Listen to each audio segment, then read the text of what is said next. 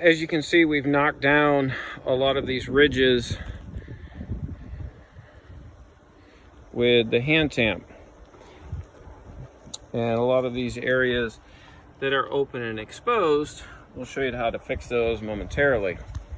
Now, it's important to pay attention as you are starting to hand tamp, and what you want to look for areas where you've tamped, but then you have basically pockets or divots left, and that is because the wet material is sticking to the bottom.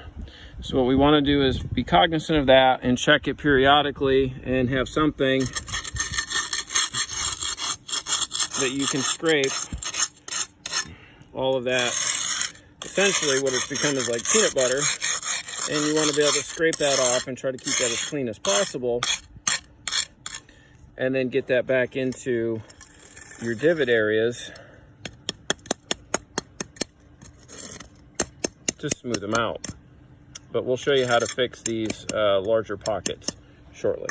But again, just make sure you're checking this as well as your compactor vibratory plate to make sure the material is not sticking to the bottom.